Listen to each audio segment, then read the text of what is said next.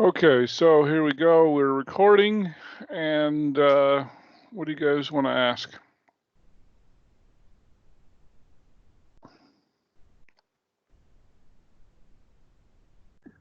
When it gives you like x equals 1, 2, -4, the leading coefficient's 2, and the degree's 3, and I want you to write the equation, are there any tricks for that, or do you just kind of have to write it out and work it out? Do you know what I'm talking about?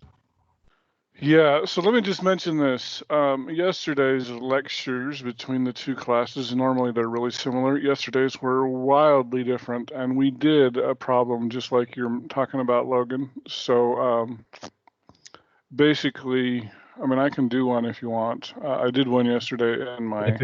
If you wrote one, if you recorded yesterday's class, I can just go on there and watch it. Yeah, if you want to watch the noon class, I know we did. In fact, it sounds like it was the exact same problem.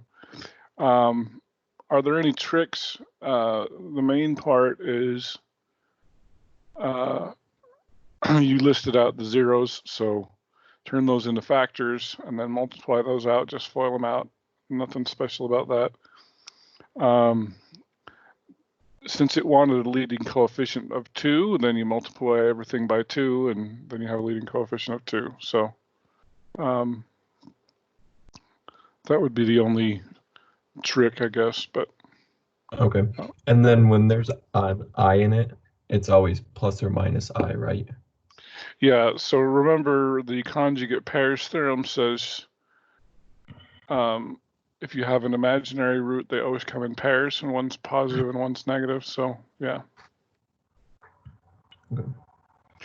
In fact, I just looked at the... So let me just mention this also really quick. So I just barely posted, just as class started, an old Salt Lake Community College final. It's from 2011, so it's almost 10 years old, 9 years old. And there is one very similar to what you just said with an imaginary in there. So that one's really kind of an old final. They used to allow, so that one has 30 problems. The students were supposed to pick 25. Well, the test is broken up into 3 parts. Part 1 is multiple choice. There's 10 questions. Part 2 is show your work. There's 10 questions. Part 3, they don't do this anymore, but they used to. There's 10 more questions, so a total of 30 questions, but they only have to do 5 of the last 10. And I guess the accreditation board said you can't do that. Otherwise, some people are getting an easier final because, of course, people are going to pick the 5 easiest problems. But anyway, so I would just say do all 30. But they were supposed to do those 25 problems in 2 hours. So if you want to give yourself a little bit more than 2 hours, you could do all 30 of them. Well, they're all good problems. But I have posted even how it's worked out. So that's a real bonus on that one. So, but if you want to try that tonight, in fact, let me just ask this question. Since I just thought of it, I didn't realize I can. So I've posted one final exam that's essentially due tomorrow. Would you like another practice final for the weekend? Yes. Okay. The one I posted today probably was the better one because I was looking at the other ones and I didn't have the answer keys, but I've got lots of choices, so I'll try to do that. So I'll give you 2 practice finals. And then, of course, our final exam is Monday, 9 to 11 a.m. So I'll give you 5% extra credit if you take the final between 9 and 11 p.m. If you upload it by 11, you'll get the extra 5%.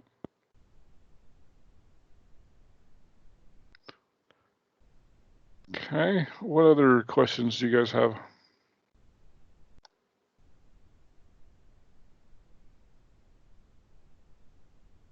I feel like I'm asking all the questions, but when... Well, nobody will if you don't. Well, so when you're doing like a graphing problem and it's if the numerator has a higher power than the denominator, is there no horizontal asymptote? The degree of the numerator is higher than the degree of the denominator. So, okay, that's an interesting question. So you won't have a horizontal, that is true. You will have a slant, or if it's 2 degrees higher, you could have a parabolic asymptote. Okay, because there was a Now, problem I did that was x cubed over an x squared. okay, so that one definitely should be a slant asymptote. A slant asymptote. And how do you figure Yeah. that out? They call that oblique. It's the oblique asymptote. So, do you want to give me the problem and then we can work it out together? Yeah. So it's f of x equals Is it x on one of cubed. the Yeah, it was on the UVU review. I was going through that. you like that one? Okay. It's just easy to do Yeah. because it gives you a little bit of everything. It's under the polynomial and rational function section, and it's number 7. Because you have different page numbers than I do. Yeah. So it's page 8 for me, so it's probably 6 for you. Probably page 6. Oh, is it Right, number 8 right here? Is this it? Oh yeah, number 8. Okay. So find all the asymptotes. Oh, it didn't actually ask you to graph it? That was wimpy. We're going to graph it. Okay, so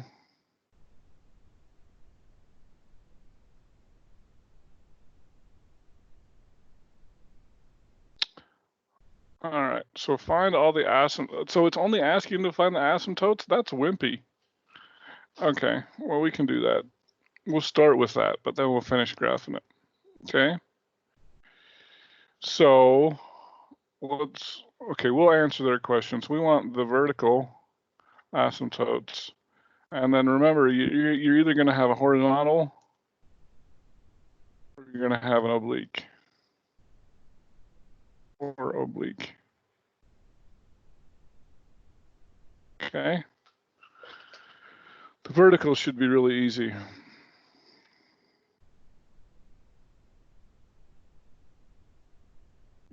That's plus or minus 2, right?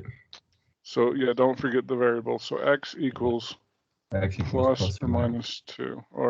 Or better said, to make it super clear, x equals minus 2, x equals plus, or I said minus 2, but whatever.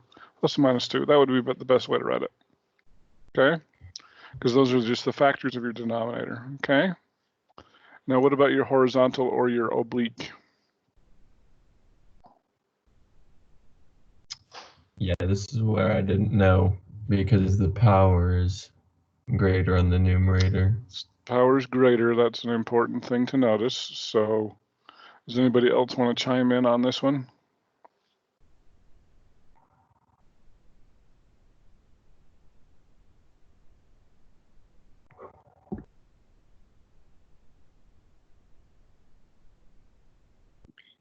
Is there no horizontal because the exponent, the power on top is higher than the one on the bottom? So you said there's no horizontal because of that reason? Yeah, that's correct. So it's going to be oblique instead. Or slant. So how do we find the slant asymptote? Do you compare the coefficients?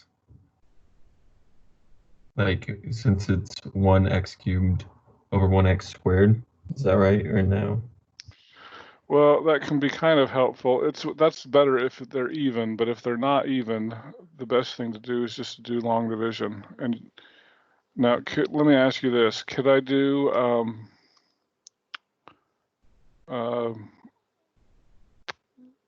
what's it called? Synthetic division on this problem?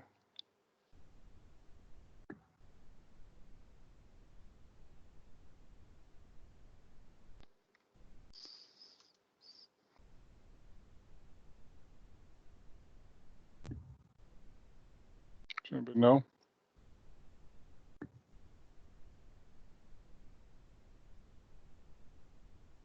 I don't think so, because it's squared. That's exactly right, because it's squared, you can't do it. Okay, so I'm going to try to draw a little division line here. I probably should have put these in. You know what I'm going to do? I'm going to change this, because it's going to make my life easier. I'm going to put x cubed in one cell, and then I'm going to put negative 2x squared, and then negative 3x. Okay, so I've tried to make this look like a division things here. Okay, so we're going to do long division. How many times does x squared go into x cubed?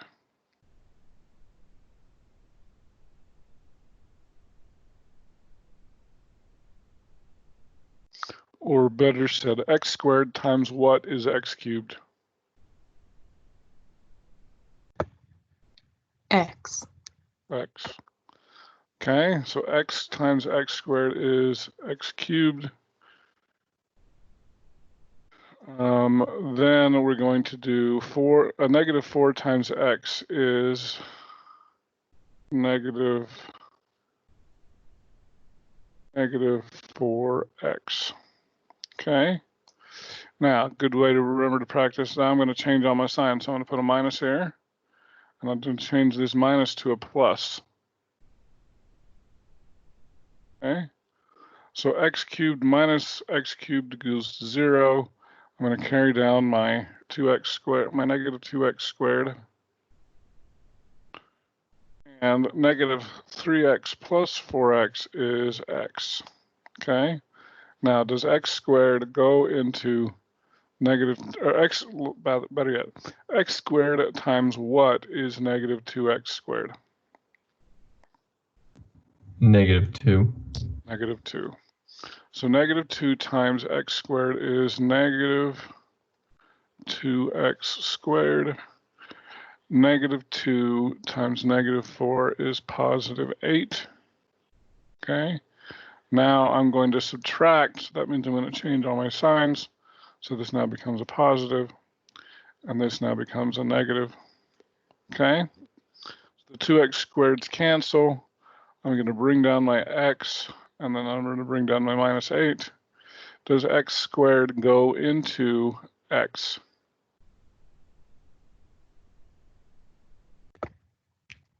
No. No. So therefore, this is the remainder, which in this problem I can ignore the remainder. And so now this here, y equals x minus 2, becomes my horizontal or slant, excuse me, my slant asymptote and my oblique asymptote. I'm surprised they actually put slant on there, but yeah.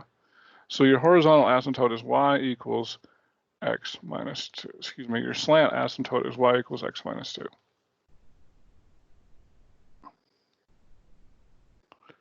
Okay, does that make sense? So if it was just say x, that equation, and it was just x minus 4 on the denominator, you could synthetic division, right? You could. Yeah, you could do. Okay. In that case. And in that case, you would have a parabolic asymptote. Now, I know, so I doubt that issue will come up on the final. I would be very surprised. My personal opinion is, and I'm going to be grading the final. So if it does, I would rather you put on, so you do this, you could do long division, just like we did here, x minus 4 into that, or you could do synthetic division, either way, and then you would end up with a parabolic asymptote. And I would like to see that on your paper, okay? So as far as answering this, we found all the asymptotes. So, but you know me, I like to, let's go ahead and finish drawing this, okay? So, draw. If this is my thing here, I got vertical asymptotes at positive 2 and negative 2. And then I've got an oblique asymptote of x minus 2. So I'm going to go to minus 2, 1, 2. I'm going to rise run 1, and I'm going to have an oblique asymptote there. Okay. So now the question is, how do you finish graphing this?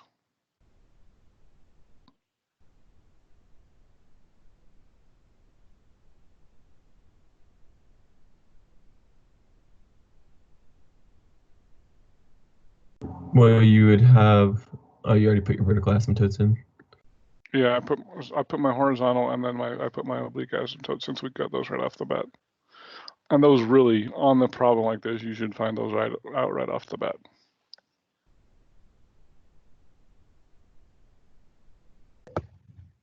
Can you find the zeros using the numerator? Yeah, so go back to here. So set x equals 0 and solve, and set y equal to 0 and solve. The nice thing about it is if I set x equal to 0, the numerator is going to go to 0, the denominator is going to go to -4. So when x equals 0, y equals 0, right? So we do know that it's going to go through the origin somewhere. Oops, I forgot I wasn't on my drawing tool. Okay, draw. So it's going to go through the origin. That's close to the origin as I got. Okay, so now if I set y equal to 0, so 0 equals basically the numerator, because if I multiply both sides by the denominator, the left side's still going to be 0. So I'm going to have x cubed minus 2x squared minus 3x. How do I solve that?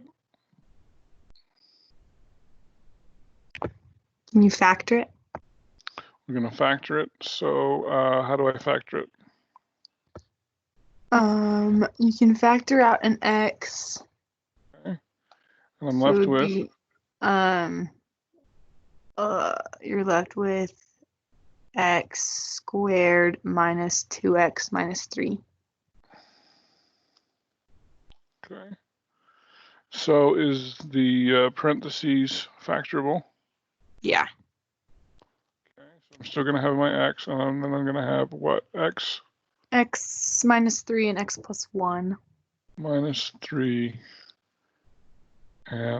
x, I say, x plus 1. Okay, so I found that 0 again. It's going to go through -1, so it's going to go through this point as well, and it's going to go through positive 1, 2, 3. Yeah, I think I drew that right. So it's going to go through here. Okay. Now, in the right region here, because it goes through that point, it's probably going to look like this. Now, in the middle region, we know that it's going to go through -1 and 0.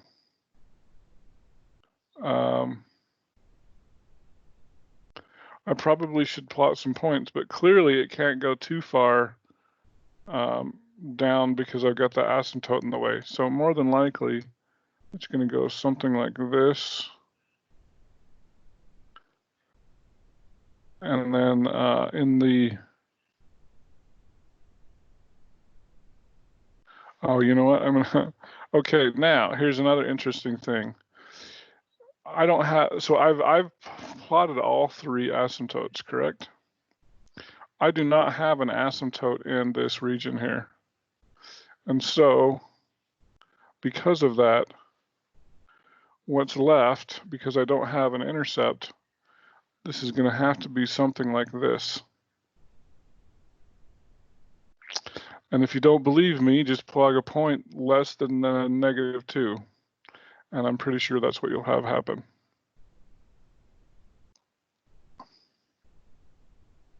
because we found all three intercepts, so it's got to be something like this.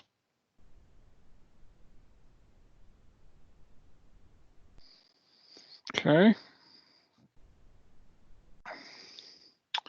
So that was a good one.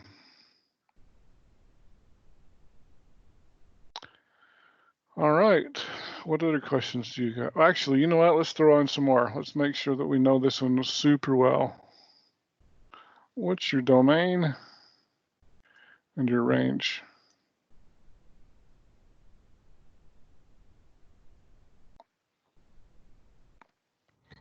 X is an element of negative infinity to -2, parenthesis, U Union. -2, well, parenthesis, -2 to 2, parenthesis, union 2, parenthesis, to infinity. Well done. Okay. What's your range?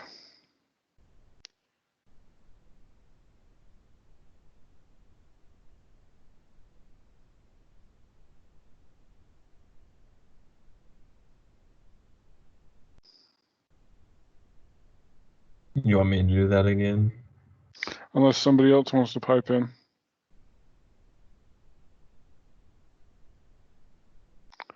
I think they're happy with you because if you answer, then they won't, though. All right. So y is an element of parenthesis negative infinity to infinity, parenthesis. Okay, well done. Here in the right region, you're going to get all y values. Not necessarily in the middle region, but in this region. But yes, you'll get them all in this region here. Okay. All right, well done. Is there anything else I could ask on that? That's pretty good. Okay. What else you guys got? I have kind of a similar question. Could you kind of remind us of the rules of when it's like in the equation that we just did, like the numerator, that power was bigger than the denominator. So like I can't remember what you do when they're the same, when the powers are the same, and when the top is smaller than the denominator. Can you just remind us of those rules? Yeah, that's good. So so we're going to talk about the degree of the numerator compared to denominator. Okay. If numerator is less than denominator, if numerator equals denominator, and if numerator is greater than denominator. Okay. So those are your basic three rules. If the numerator is less than the denominator, so if this was x over x squared, okay, then you're going to just, well, it's basically going to be y equals 0. Because your fraction so if it was x over x squared, well, that would simplify it as the 1 over x, and as x gets really large, 1 over x is going to go close to 0. If your numerator equals your denominator, then just simplify the leading terms. Okay. So if this was x squared over x squared over x squared is going to be 1. If this was 2x squared over x squared, then 2x squared over x squared, the x squareds cancel, you're going to get y equal 2. So you don't necessarily need to do the long division.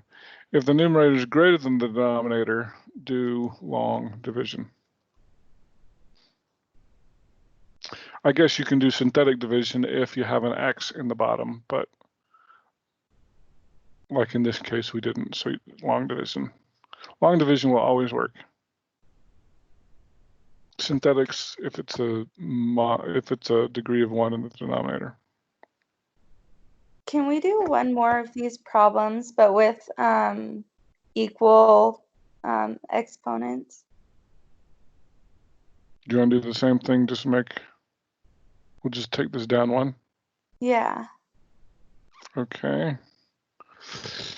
All right, x cubed minus 2x squared minus 3x. So f of x equals x squared. Now I already forgot what it said. Minus 2x minus 3. X squared minus 2x minus 3 over x squared minus 4.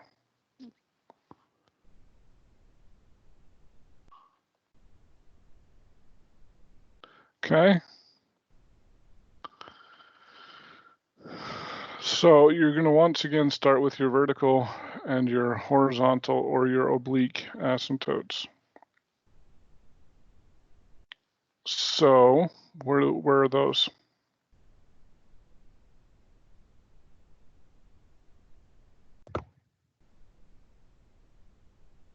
The vertical one's in the denominator. Okay, and so that is? Plus minus 2. Yeah, x equals 2 or x equals minus 2. Okay. Now your horizontal or your obliques.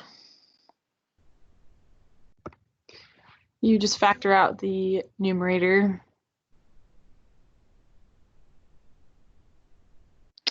Now, it probably is a good idea to factor out the numerator and the denominator. That's actually good for holes. We don't have a hole in this one, but maybe we should do that just to be safe. X plus 2, x minus 2. And the numerator goes into x minus 3 times x plus 1. Okay. We would have a hole if there was the same factor on top and bottom. There's not. Okay. So since it's so we don't have a hole, do we have a horizontal or an oblique? So would it be y equals -3 and y equals 1? Or no, y equals 3 and y equals -1? No.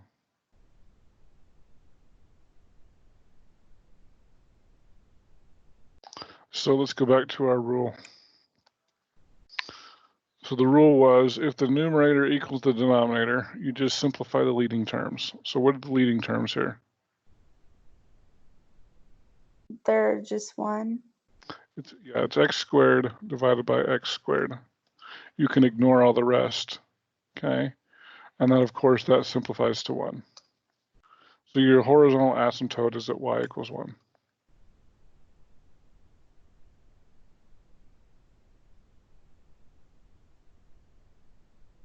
Okay.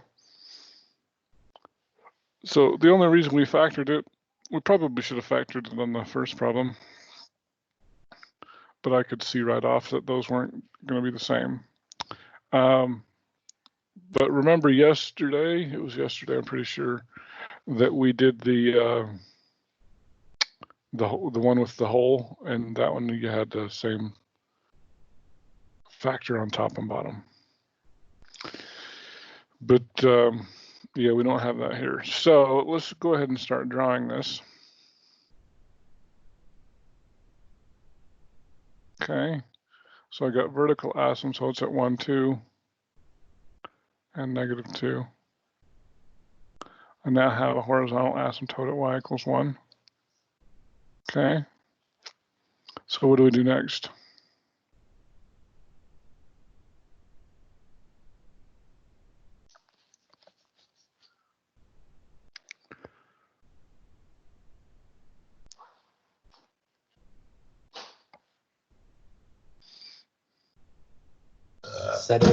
Set x equal to 0 and y equal to 0. Yeah, so x equals 0. Solve. Set y equal to 0 and solve. Okay, so if x is 0, On the top, all the x terms are going to drop out, and I'm going to be left with -3 over -4, which is 3/4. So I'm going to have x is 0, y is going to be 3/4. So if x is 0, y is going to be 3/4. So I have, if I draw this on here, I've got something that's going to go right there. Now if I set y equal to 0 and solve, so 0 equals this whole thing, right? Now if I multiply by the denominator, that'll go away on the right side, and it'll go on the way on the left side because I'm still going to have a 0 there. So now I've just got 0 equals just the numerator. Of course, I factored that earlier here. Whoops, didn't mean to erase that. I factored that earlier into this, or let's put it over here. So 0 equals x minus 3 and x plus 1. So I'm going to have, oh, actually, I just remembered something. I did it again. Drop. So this is interesting. I forgot to check. There was one thing I forgot to do. So it goes through that point there, and it also goes through 3. Now, I forgot to check.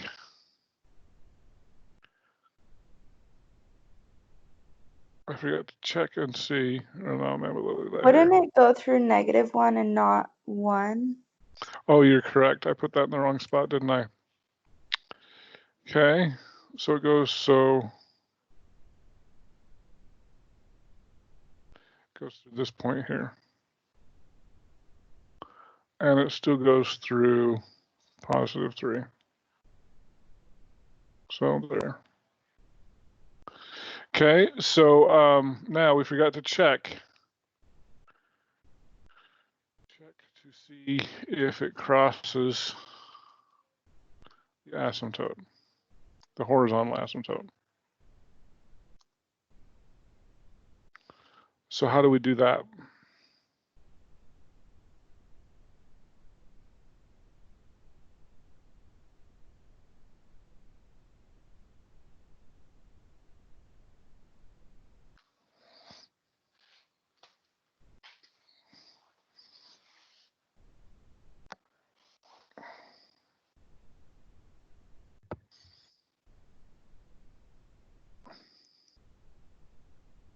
Do you set the whole thing equal to 0?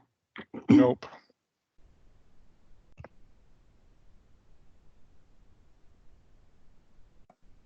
Does it have to do with the powers again? Nope. You set the original equation equal to the y, or the horizontal asymptote. That's right. Okay. So you set the whole thing equal to 1 in this case, because that's where my asymptote is. We're trying to see if it crosses the asymptote. If it crosses, so yeah, so 1 equals, and since well, no, I'm going to take the original equation here. 1 equals this. Okay, 1 equals that. Okay. So now I'm going to multiply both sides by the denominator, and so now I'm going to get the denominator over here equals the numerator. Okay. Now the x squareds are going to cancel, and I'm going to be left with -4 equals -4 equals just -2x minus 3. Okay, so I'll add 3 to both sides. Plus 3. That's going to give me -1 equals. Just leave me alone. -1 equals -2x.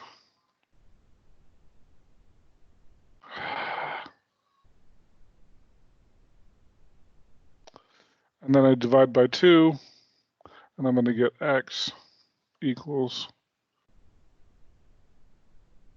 1/2. Okay, so now that I know that x equals 1/2, I got a valid answer here. So x equals 1/2 and y equals 1. So I know that it actually does cross this horizontal asymptote right there. So basically what's happening in this middle section is I've got the asymptote down here. It's going to go up, it's going to go up, and it's going to go up like this. Okay. That turned out to be a really good problem, even though there wasn't a big difference with what we had. Okay, I've also got this intercept here, and so therefore it's going to look like that. And since there is no intercept over on the left, that means this is going to look like that. Okay, now it's interesting as we compare these two graphs. Okay, so I was going to say the right side kind of looks the same, but this one's going to go up higher probably.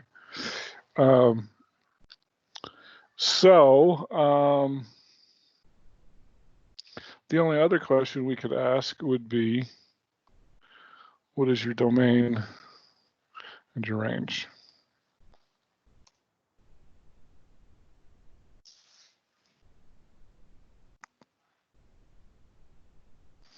So since Logan answered that last time, we got to leave it for somebody else to answer this time.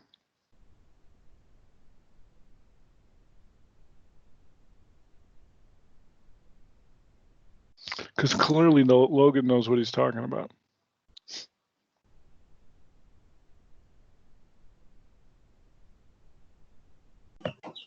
I can take a crack at it.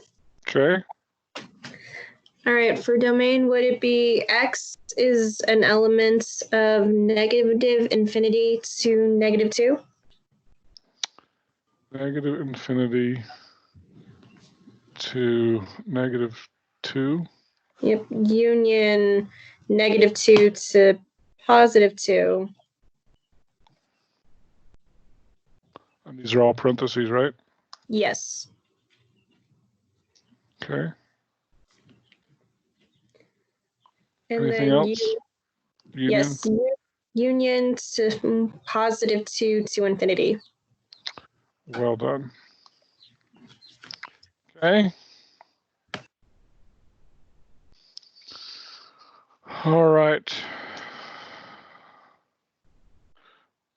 Slide that over so we can see the answer and the graph still, because I think the graph's the easiest way to figure out your domain and your range. So what's your range? Let's have somebody else do it, since I couldn't tell your voice. Whoever did that, that was a good job. Tell us your voice. It was Natalie. Natalie, good job. Okay, so somebody besides Natalie and Logan, give me the range.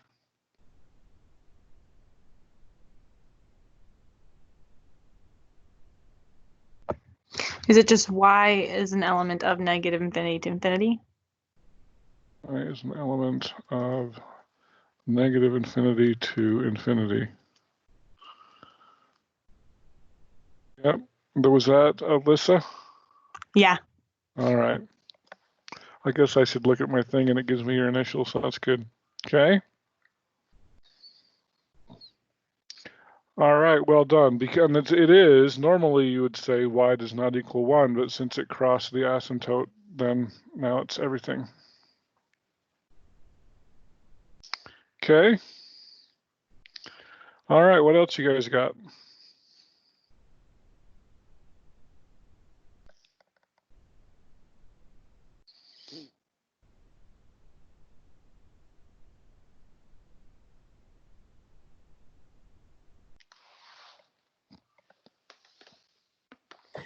Can we review over solving equations using the matrices again? I'm still a little confused about it.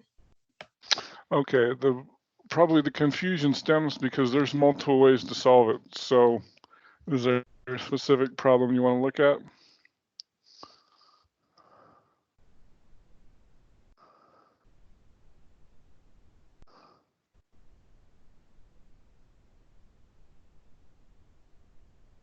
Yes, number 4A on the common final exam question. God, you guys don't want to get off that thing. My other class asked me about the other things. Okay, what page is it on? For me, it's 11.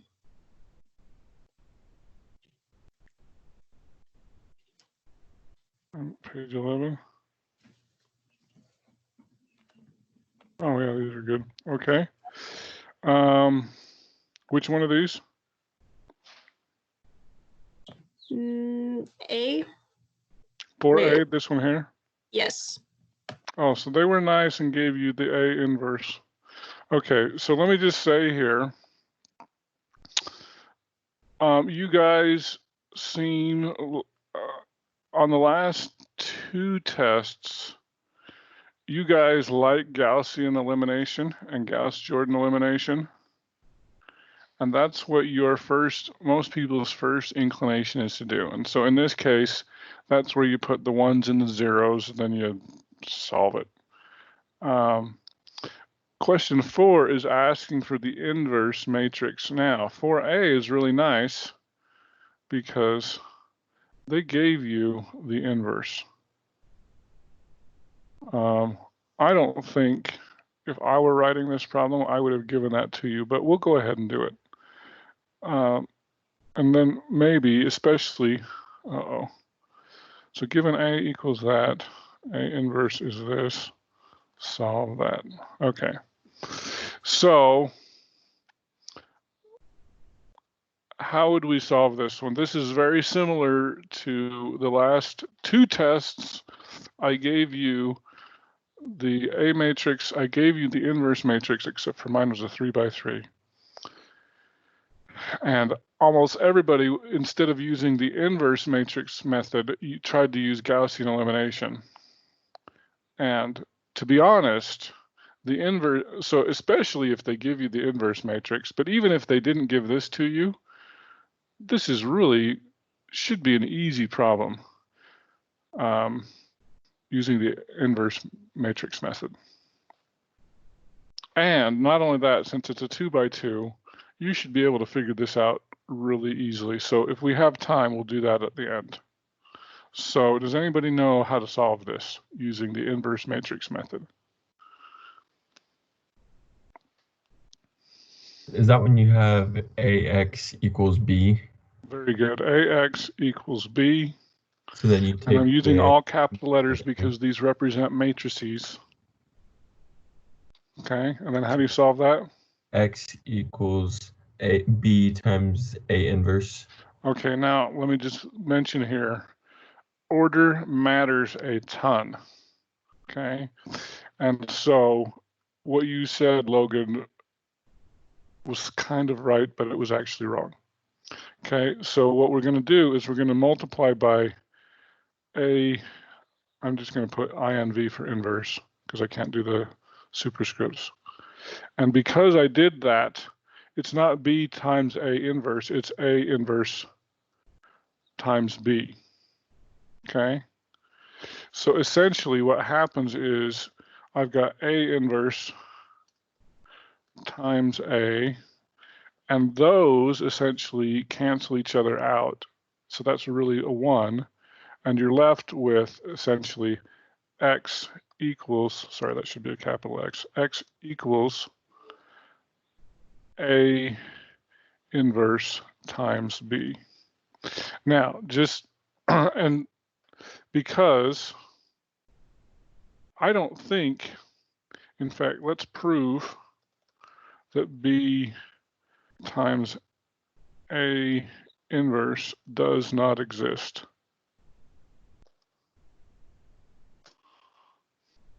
Okay. Now let's talk about what we haven't given you yet. But yeah, once you have, so this all of this stuff here should be on your paper before you do anything. And I want to prove that this does not exist. So before we do that, we need to figure out what is B. What does B equal in this case? -5, -7. The answers of the equation. Yeah, it's exactly right. It's the answers right here, -5 and -7. Okay, and I should have lines on both of those. Maybe I'll draw them. So it looks like an inverse, or it looks like a matrix, okay? All right, so now B is how many rows, how many columns? It's a 2 by 1. 2 by 1.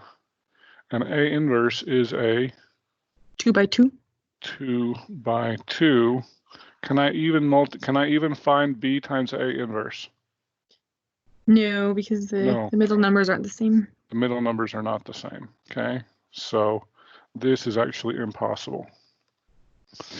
But A inverse times B is a 2 by 2 times a 2 by 1. Since the two middle numbers are the same, my final answer is going to be a 2 by 1. Okay? So now basically all I need to do is I need to take A inverse and multiply it by B. Okay? I'll put that back in here. Okay, so if I've got A inverse, which is -9, 4, 7, -3. So I'm going to draw my lines on here. That's one matrix, and I'm going to multiply it by my other matrix, which is going to be -5, -7. I'll draw my lines. So that looks like another matrix. And then how do you multiply those two together?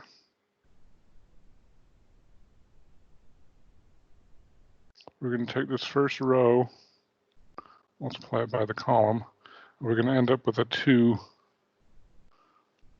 by 1 matrix. So essentially this becomes, and I'm trying to hurry a little bit because I want to do two more things. -9 times -5 is 45. 7 times -7 is -49.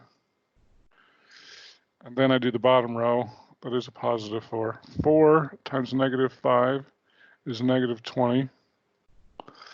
And -3 times -7 is +21. Oh, it did it for me. So anyway, so essentially this becomes -4 on the top, negative and +1 on the bottom. So this represents your X equals your X, and this represents your Y. Okay? And so that's the inverse matrix method. And that's your answer. Now, do you guys remember the quick and easy way to find the inverse matrix if that was not given to you? For the 2 by 2, there's a really easy way to find that. You have to find the determinant. So we need to find the determinant first. So the determinant is what? Determinant of A.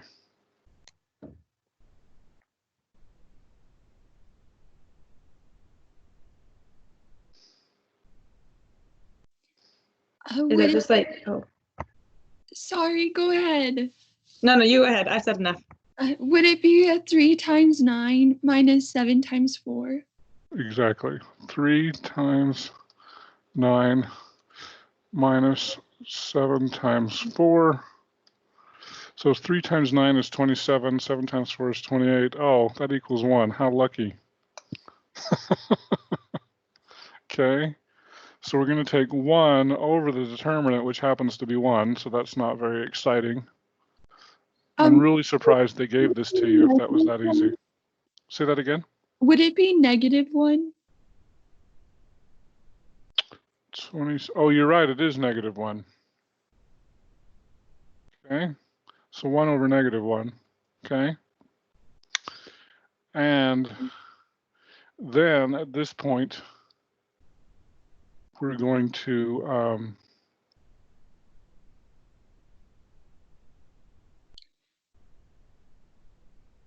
swap the, okay, so we're going to swap the 3 and the 9.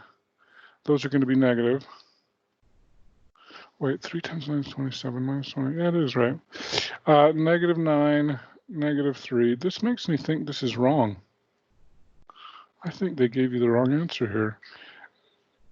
And then you're going to make, oh, no, I did that wrong. You're going to swap the 9 and the 3. You're just going to swap them straight, okay? And then the 4 and the 7 you will leave the same, but they're going to be the opposite signs. Okay, so they did do it right. Okay, so now we're gonna, this is your matrix. So we're gonna multiply that whole thing by -1, and that's gonna change all of your signs. So yes, they did do that correctly. Okay, does that make sense? So that was your clue. If you're still doing this, that's your clue how to do part B. Because part B, they did not give you the inverse matrix. And they didn't do it in part C either. Part C, you're just going to have to do that. I would be shocked if they gave you one of these and made you find the inverse matrix yourself in order to use the inverse matrix method. C is definitely a very hard problem and time consuming. So anyway, we're out of time. So the last thing I just want to mention here really quickly for those of you who came late, I have posted an old Salt Lake Community College practice final. This is from 2011. It does have the key. There are 30 problems. If you can do, let me say it this way. If you can do the first 25 in 2 hours and then you can check your answers, that'll give you a good idea. So don't look at the answers until, like, if you want to really do a good practice, do the first 25 problems, give yourself 2 hours, and then there's actually 30 on there, but just do the first 25. And if you can do that within 2 hours and get a good score on it, then you should feel good about the final.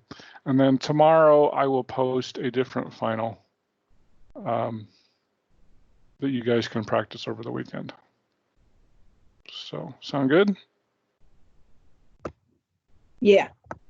Okay. All right, so good luck, stay healthy, and we'll see you all tomorrow, and I'll give everybody a point for showing up today. Thank you. Okay. Thanks. Thank you. Thank you. Yeah, we'll see you. Thank you.